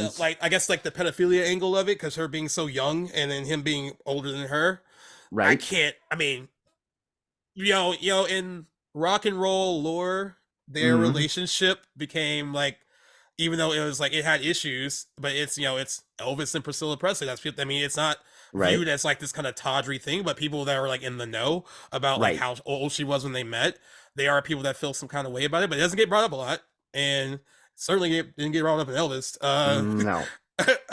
And they're hoping that Sofia Coppola touches on that, and they haven't spoken on if they will or not. I don't I know if bet they you she will. will. I bet you she I will. If I were to I blindly feel put like money on it, yeah. I feel like Especially being she told. yeah, and being the female director too. I mean, That's what I'm thinking. Yeah. I think she would get a lot of flack if she ignored it. But yeah, I mean, I learned about all that stuff when I was like looking at this because like, why are people so upset about this? Like the not the trailer itself, but like I hope what the movie sells is they don't like kind of wash over that. They address it. Yes. Um, I have a but lot personally staked in this movie because if you okay. remember back when we were doing our 2023 Best Picture hopefuls, this is one that I had in my top 10. Oh yeah, So you did. really, really hoping this delivered. And this is before we'd seen anything, so this is kind of just like a random pick. But this is some faith in Sofia Coppola and just the nature of this kind of story. I'm hoping this is big, so that my prediction lives up. But very interested in, and we'll be keeping an eye on this one going forward. Yeah, and and then there's Jacob Elordi. He's playing Elvis. He doesn't really look like him. That was. I mean, Nah, I guess because like I've seen Austin Butler, who did resemble him pretty yeah, favorably in Elvis. Um, but Jacob Elordi, he's on Euphoria. He very good actor. So at least there's that. I mean, he's got right. talent. Um, and I'm trying to look up who is playing Priscilla because I think she's one of the girls that got cast that was cast in the new Alien movie as well. Okay, right Uh, on. I want to make sure I get her name right though. Uh, I believe that's who's in it, but yeah. I mean, I'm intrigued by it. I mean, it does feel like it's a little too close to the Elvis film, but that's not their fault by any Hmm. means. No, definitely Um, not. I'm more interested in this side of the story too, especially after like Lerman's like what I would consider disappointing and not very like authentic Elvis take. I'd like to see some more of the behind the scenes perspective that Priscilla's book probably lended lent. yeah. It's the proper way of Well, saying that. that's yeah. Oh, I'm gonna get Lended. her, and her name Yeah. is I think it's Kaylee Spaney. She was in Mayor of Easttown. She well started off pretty bad. She was in The Craft Legacy. It's a really bad sequel. But she's also gonna be in this and the untitled Alien film that's coming out in 2024. So Which okay. very excited So, about it. yeah. So yeah, it looks like the movie itself is gonna be kind of because there's not like a I'm just I mean it'll be interesting seeing it from her perspective. They're kind of Certainly. God I want to refrain from calling it a romance because I mean people feel some kind of way about it. Uh, they're union. I'll just call it I'll Yeah, call it there you go. That's a that. great synonym. Because yeah, I don't really look at them, and I'm not an Elvis historian by any means, but like I don't really when I think of them, I don't really consider it like your typical like romance sort of story. You know Right, what I mean? I feel right, it's very right. much Elvis, and like she kind of takes a back seat. Is kind of in terms of what I've seen portrayed about the relationship. So I'm like very much excited for the insight that this movie is going to have, and I'm super glad that it's directed by Sofia Coppola. It's Yeah. funny because I forgot that she was doing this. Mm. Even though I predicted this as a BP winner, like I remember like earlier, but sometimes you forget details as the months go on. And then I was like, holy shit, Francis Ford Coppola is executive producing this. I was like, oh, wait a minute. Of course Right, he yeah, right, is. there he is. Yep, His the daughter's making daughter. it. Yes. Yeah. And yeah, I mean, God, it's so interesting looking at her filmography because like her movies have been all over the place as far as Right. like the style. I mean, she kind of. I mean, we'll talk about it a bit more when we do the Bling Ring, but like she attaches like herself to like certain aspects that intrigue her about a story. And hmm that's the kind of like that's where like what inspires her. That's where her focus is. So I think that's why she's been all over the place as far as like the films she's chosen because there might be certain aspects of them that are like, oh, I'm intrigued by like what made this person do X, Y, and Z, rather Right. than maybe like the overall project itself. Take So like I the mean, Virgin Suicides. right, right. So it takes like I mean Right. that's what makes her really unique. I think filmmaker though, where 100%. yeah, yeah. So I'm looking forward to it. We'll definitely see it. It comes out in October. Um, and yeah, I guess the next trailer we have is for Dumb Money. This one I'm a little When mixed about. What do you think? so I was all right. Well, I'll tell people what it's about first before I. Sure thing. Yeah. Yeah. So this is based on the true story of a group of ragtag investors from the Reddit page called Wall Street Bets, who banded together to put the squeeze on at least two hedge funds that had bet that GameStop shares would fall. The movie stars Paul Dano, Pete Davidson, Vincent D'Onofrio, America Ferrera, Nick Overman, Anthony Ramos, Sebastian Stan, Shailene Woodley, and Seth Rogen. Pretty good cast, I will say that. Stacked. Stacked. I'm Um, excited for that part. it's funny because this is based on the 2021 book, The Anti-Social Network by Ben Mesrick. I think it's funny because the trailer gave me social network vibes. Yeah. Uh, for I mean, it's an intriguing story, Do you remember when this and was all going on? I do remember this was all going Yeah. Yeah. Me on. too. That was Uh, crazy. and it's so funny where you like kind of like can when all these things were happening in real time, like all these kind of real stories. Uh, Yep. I mean, I'm gonna talk about it a bit when we do the Bling Ring, but like that was a big story in LA. Yep. So it was like huge where you're like, I remember exactly where I was when like all this shit was going on. Yep. Um, and you know what? They can make for interesting movies. I mean, I think the idea is interesting enough. Um, Yes. I'm not totally sold on the trailer's execution Agreed. just yet, just yet. But like, what are your thoughts on when after you watch it?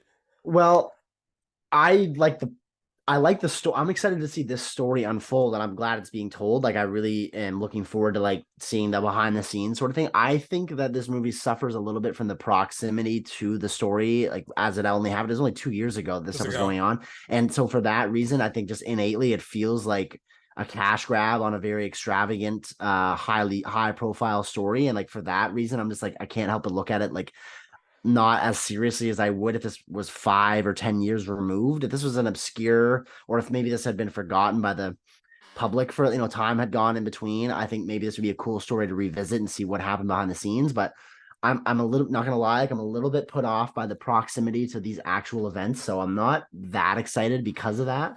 I'm Yeah. super pumped for the cast. I get what you're saying by social network vibes, but I don't think this movie has near like the attention or like class or craft that movie has from David Fincher. Who's making this one, by the way? I didn't look that Uh, up. Craig Gillespie is Oh, directing yes, it. I He's did. a Yes, I did. very Yes, yes, yes. interesting. He did Lars I and the Real Tanya. Girl, Yeah, I well, that I gotta Tanya. see. He Yeah, did the Fright Night remake. He did and Cruella. Cruella. Cruella. He's a very it's hit or miss. Yeah, He's very not much so. he's no David Fincher. He has done television work too. He directed Pam and Tommy. He did 3 episodes of Right. that Hulu limited series. He loves He Sebastian also Stan. yeah he does Like apparently the he third directed collab, I think. yeah Yeah, he's in I, Tonya as well. Yeah, yeah, I forgot about that. He did some episodes of the United States of Terra and like so and he's also done music videos. He comes from the same cloth as David Fincher. David Fincher. That's right. Uh, Yeah, um, but I agree with you. I think they're and you even got that from the first Social Network trailer that was going to be a story told with a bit more class and it was going to be a bit more prestige than we kind of thought it might be. prestige is a great word. Yes. Like how like when you first heard about the Social Network and they were doing it, it was like, all right, well, how they're going to make a movie about the creation of Facebook interesting and fucking David Fincher Knocked into the directed fucking park. Yeah. between Aaron Sorkin's writing and that direction, they both attacked it like they attacked a thriller, and that's how they made you kind of like watch it, Yes, where you're like, oh, I'm interested in everything that's going on, I'm paying attention. If Craig Gillespie can attack this movie in a similar way, it could be really good. 100%. Um, um, I just think I need to see a little bit more, but Yeah. Also, like, I do love the cast, dude. I think the yeah, cast is I great. do. 100%. I think I don't know. Paul Dano and his long hair throws me off too. I just think it looks a little comical. But if he's, I don't know what the guy that ran that The real page. guy look Well, like. I don't know what he looks like anyway. So I mean, if they're going for the an authentic recreation of what he, then all the power to them. But it threw me off just not knowing what I was gonna expect. I was like, okay, it looks almost like I almost look like a comedy if I were just to see a thumbnail of Paul Yeah, Dano looking like that and Seth yeah. Rogen being in it and It's been Pete Pete Davidson. Davidson. Yeah, Like that seems like a comedy, but no, I'm still excited. I have my eye on that one. It's just of those three, this is the last one I was looking forward to talking about, but I'm like 50-50 on it. yeah. I'm there too. I mean, it has potential. I actually It someone definitely online has said potential. I think it's good reviews and it's well received. That they could see it kind of jumping into the Oscar races in a similar way that Social Network did when it Okay. came out. That's going to all be determined by the quality of the movie itself. Right. Um, it's Hopefully it does coming better than out. Blackberry. I know. It comes out a week after Challengers, though, on September 22nd. Okay. Uh, from Sony Pictures. So yeah, Challengers is my favorite of. That's the ones I'm looking forward to the most. And then I guess Priscilla done money in that order right Yeah, now. it's in Even though the it's order that we interesting, talked about it. even though Priscilla trailer was way short, I'm more intrigued by like how they're going Agreed. to approach it and the filmmaker behind it, and And of the course, story, yeah, and definitely. in A24, it's they rarely miss. So, That's funny. um, The order that I watched the trailers is also the order that I wrote them down to talk about it, which is the order that we presented you them. So ranked that's them. funny. There we It, go. it very rarely works out that way, but Yeah, great minds, man. yeah, that's right. All right, I guess we just got little box office. There was Little that it? box office Box for us. office, Yeah, yeah. that's it. And we'll wrap it up. Well, I was off on No Hard Feelings. You were closer because you went. Did you go below me? Right? I said 20. I don't have Um, my page in front of me. Let me look and I, see. I think you did 17 or 18, if I remember right. I'm trying. I think it was something like that. Um, I said 20 million because I thought it would break out a little bit better than it did. Um, but I don't think we can call the opening a lose either because like these kind of movies are like we said theatrically they're not what they used to be anymore. It opened to $15 million Okay. in fourth place. Um, again, we had a weekend where Spider-Man Across the Spider-Verse jumped back to number one, making $19 million this weekend. Yes. Elemental, which had like a kind of a soft for Pixar opening uh last week, held on the second, and it actually had a pretty decent drop considering how like it only dropped 37.7%, which is not Okay. bad at That's a all. small I mean, win in alone for that movie. yeah, I mean, it still needed a bigger start to kind of, I think, maintain Yeah. momentum. But I mean, that shows that that A cinema score probably maybe paid off, and people are, and it'll probably play well through the 4th of July when kids are out of school. You know, True who that. knows? The Flash tumbled 72.5% in Oh its second boy. weekend to Tumbled is right. 15.1 million. It's made 87.5 million domestically so far, and a mere 210.8 million worldwide. That's not good. So Uh, what and is the third weekend going to look like? If do you have any guesses? Is there well, other I mean, predictions? I'm wondering if it might be able to alleviate the tumble because of the 4th of July holiday. Right. Like, um, but no, it'll probably still fall pretty hard. I mean, we have Indiana Jones opening this weekend, Right. which is another more competition. For all you Spider-Man Across the Spider-Verse fans out there, the movie has made $316.7 million domestically and $559.9 million There we go. worldwide. It's freaking killing it, killing it, killing it. That And is actually, awesome. Glad to hear that. No Hard Feelings had 24.5 million worldwide opening, which is pretty good for a comedy. Did you So I go think over the budget? I can't remember. Is that making money or so. losing? It's I've there's been different reports about what the budget is. Some Okay. are saying 70 million, other people are saying 45. Right. Okay. I remember us talking Um about 70. I just didn't write it down for some um reason. if the 71's right, then that's a tougher threshold to, of Oh course. yeah. 45 would be a better spot. I mean, if this can like leg it out based on good word of mouth, then this will be a good credit to maybe bringing these comedies back theatrically, and then Right. also good credit to Jennifer Lawrence. That was her name above the title. It was all her. So, That's right. um, and even the reviews that didn't love it, they thought that she did a great job in it. So there's Okay. that, and also Asteroid City, which has been like kind of platforming its release the last couple weeks, opened to $9 million this weekend in Oh, sixth place. This is Wes Anderson's, they said, one of his biggest openings domestically. His movies are very much like worldwide global earners. They make a lot overall worldwide. okay. I was gonna say I was Uh surprised at that number and that being one of his bigger because Bigger. Oh, yeah. granted I haven't really followed. I love Wes Anderson. I've been a huge fan of his since Budapest Hotel in Yeah. 2014. I've seen many of his movies since before that, but I've never really followed him like I do now, like with box office stuff. So I have really no insight into what his movies make. But I was surprised to hear that. But at least if that's good for his movies, and Yeah. fantastic. How's it doing globally? So far, because they're still platforming it too, it's made 16.7 million worldwide. Okay. And this is one they're smart. They really actually, you don't really open movies like this wide to start. You kind of Right. build interest because they're like smaller, more niche kind of movies.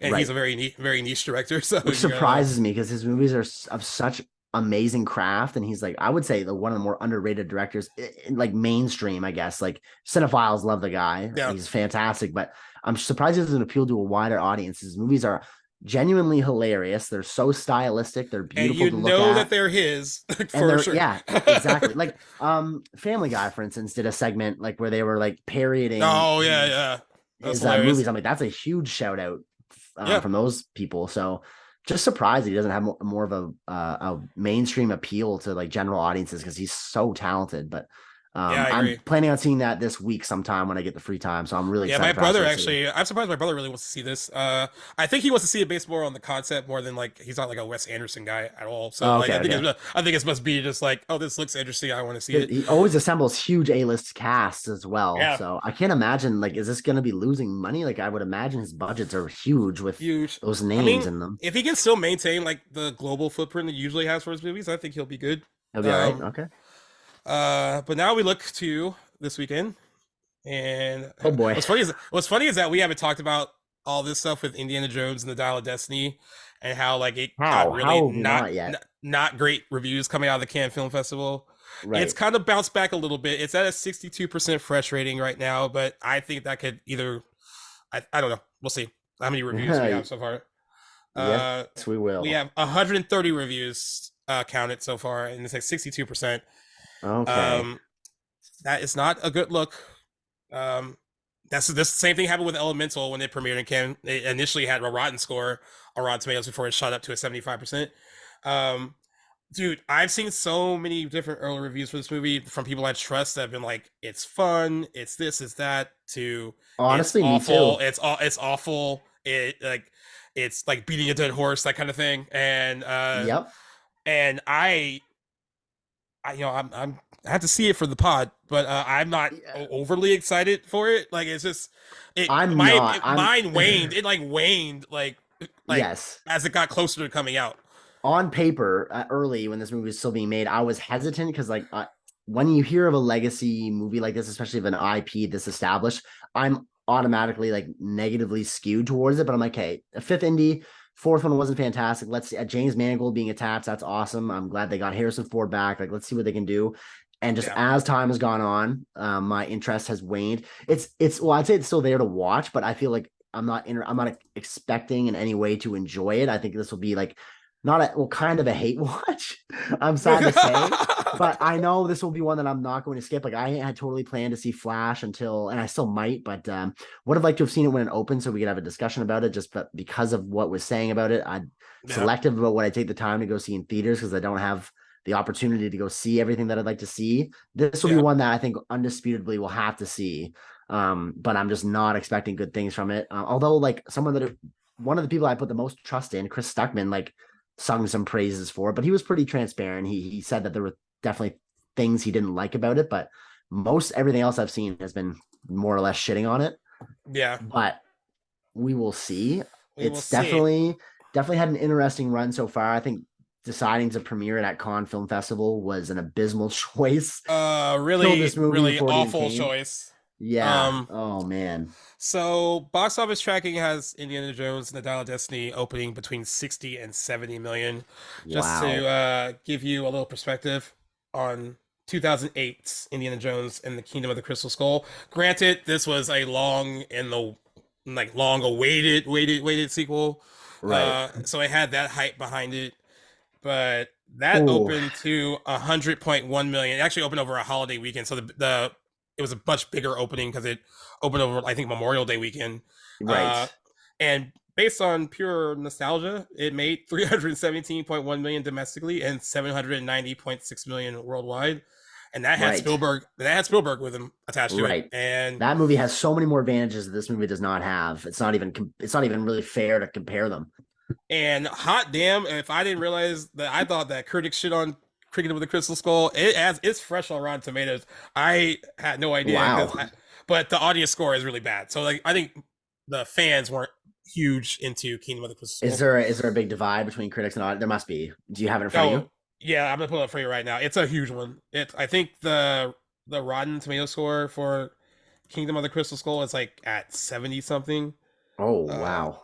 and then the audience score is like much lower. Let me see if I can. Yeah, here Oh, it is. yeah. That sounds So about right. So yeah, it's 77% fresh from critics, Come on. 53% rotten Okay. from audience. That's more in vein of like what I would expect. 77. Like that's a good score, like compared to Yeah. like the things you hear. But I actually haven't seen. But I when you watched hear the about what you movie. hear about it though, Like you thought that's it was the most why hated thing ever. exactly like I don't put a lot of faith in Rotten Tomatoes, and it's movies like this is why I don't. But Yeah. sometimes they're right. I'll give them that. Like sometimes they get it right, but so inconsistent. Yeah. However, I don't think Dial of Destiny stands a chance where it's at right now, especially not compared to that. So I'm interested to see. This is be one of the more like interesting box offices that we'll probably have this year. Yeah, I think so too. And Um, that's with the Flash, considering that. So that's saying I quite know. something. I still Um, think there is any projection I give, like, 'cause I think anything between 60 and 70 is pretty low for something like this. yeah, oh, Um, 100%. And I'm thinking it's going to be lower than that. I'm surprised it's that low. I think it's important too to mention, and I don't know if you've heard otherwise, in some other video articles and stuff I've listened and watched. This movie, I'm pretty sure, needs to make somewhere like above 8 to 900 million to break even. to break Uh, even. This is going to Jesus. be a cataclysmic loss. Well, the freaking last one didn't even do that. So, Oh makes man. Oh man. Oh man. And there's reasons behind why it needs to make that. I understand like there's reshoots, very hefty COVID and all CGI, that. but yeah, a lot of different reasons. But I think the de aging thing is expensive too. They did a lot of 100%. that. That's a bad enough thing working against this movie. And apparently, from what I don't know if you've heard, I think it looks okay in some parts, but I've heard that it's absolutely terrible in some Well, parts as or well. yeah. So it's oh man. Uh, Not a good spot this movie's in. So do you have a number in your head? What are you thinking? this is like the one time that I'm gonna like agree with like the low end of tracking Yeah. and just nail it at 60. Nail it at 60. Yeah. I don't know if I'm going too low. I think I've trended a little bit low lately, but I am just gonna maybe go at 45 and go way low. If they do And that, I might man, that's gonna be a discussion in that office. that If is it's gonna be 45, yeah. $45 That is million going to opening. be yeah, not I mean, regardless, even if it does hit that 60, for that number that they gotta make up, that's not even if they hit the high end of that, it's really not even gonna do a dent. Yeah. So this movie's in serious trouble, but I think that it's been out long enough. We've heard enough reviews that like it's been enough to turn off. If I wasn't put it this way, I wouldn't be seeing this if I knew we weren't going to be discussing it. So I'm sure there's Right. many other people like me that it's one thing if we had reviews and stuff a week or two before where it hadn't been enough time to really deter people from going to see it. That's another story. This Right. premiered. When was Con? In May? Early May? May? Yeah, yeah. Like So we got those first really bad reviews early. Yeah. that's what I'm thinking. I think that's going to be detrimental, and they were not expecting that. I don't think so. I think that's going to definitely hurt audiences. But yeah, 45 and Yeah. 60, interesting. I like the skew between that. Yep. But regardless, tough. Yeah, I mean, But this the is why yeah, sometimes you should like stop while you're. I mean, those first three movies are so good, and like it's a good legacy to have with those first three movies. Um, Very much The so. Kingdom of the Crystal Skull is not part of that legacy. I mean, it's A lot of people say there's only three uh, Indiana Jones yep. movies. Yeah, They're like disregard them. yeah, give and him, I'm give him the excited. give him the Yeah, Halloween treatment. Like, yeah, I I'm don't consider that canon. I'm very excited for my rewatch of Raiders. I doubt I'll get all the original three in before this, but I want to definitely watch Raiders before just to be Yeah, back in that universe. So yeah, very much looking forward to that. But I gotta feel bad for George Lucas as and well, Harrison and Ford. Spielberg and Harrison Ford. Well, I mean, yes, to a degree, Harrison Ford, but he's also come back, and he Yeah, does yeah, this to himself. He came back as Han Solo. He's been through the ringer with Disney before, wasn't a fan of how all that was held, and yet he still yeah, came back for this. He's working with them still in the MCU as Thaddeus Ross. So yeah, I kind of feel bad for like this legacy character of his and what is happening to his legacy, but he's also kind of doing it to himself. So I don't feel that bad for him. A little bad, yeah. A little bad, but a smidge. As much as you can yeah, feel bad for rich as, people. exactly. He'll always still be Indiana Jones, but Yeah, yeah, yeah. yeah. Well, All we got right, it. there you got it. That'll Indiana be Jones. It'll be an Oh, and interesting I guess one. we'll have a 4 day too. We'll have 4 day numbers, right? For Yeah, we no, will. Yeah. because Oh, it's actually, July 4th. It's, it'll be it's Canada Day for us. yeah. Yeah. So it'll be like it'll get through the so June 30th, the initial weekend, and then we have I think July 4th on the Tuesday this year, Independence Okay. Day, or our Independence Day. Right. So yeah, it'll play well through that. So we'll see. That opening weekend though, it's gonna That's an be advantage, at least. Yeah. those Thursday Friday numbers. Gonna be looking at them hard. Very much so. We'll see. We'll see. But yeah, I guess that wraps up our That news wraps it show. up. Yeah, that was a lot. I mean, again, it was another week of mostly dismal Full reporting. news. Yeah, But yeah, made for some minus the trailers. At least we had some good yeah. trailers to chat about. That was always that makes it for good. But thanks for guys for sticking it with us on episode 104 of Back to the Blockbuster. Always happy to have you guys along for the ride. Stay tuned. We will be shortly running into our 10-year anniversary episode for the Bling Ring, which we are about to record. So you guys can expect that this week as well. Gaius, always a pleasure. Thank you very much. Been a great discussion today. Loving it. And you guys, by now, you guys know where to find us anywhere. You guys stream your podcast or you guys get your social media. Find us at Back to the Blockbuster. And thanks a lot, guys, again, for being along with us for this ride. Really appreciate it. Thanks for listening. And you guys take care of yourselves. Oh, I do want to mention it too. Yep. You said you brought up the social media thing. Yes. Kudos to everyone looking at some of our videos on TikTok and on Reels. That's right. I'm noticing that the Reels I've shared on our our Instagram page through Facebook, not just the trailers, but even some of the promo stuff for our episodes have gotten like 1,000 plus views. That's so huge. I mean, I don't know how that translates into like listeners, or that's potential people that will see that logo and see where it's coming from. Yep. So yeah, keep that up. I liked it. I mean, Yes. there are a lot of I guess people who were intrigued by that Challengers trailer. 13,000 views on our trailer for it on our TikTok page. So thank you, thank you for being intrigued by Tinder's threesomes and watching that over and over again. Thanks for showing us the love on social media, guys. Yeah, but I wanted to point that out after you mentioned it. So yeah, Yes. keep looking for us on all those platforms. All right, and guys. I'll be seeing you soon to talk about rich people stealing from other rich people. Fantastic. I'm looking forward to it, brother. All right, guys. Thanks a lot.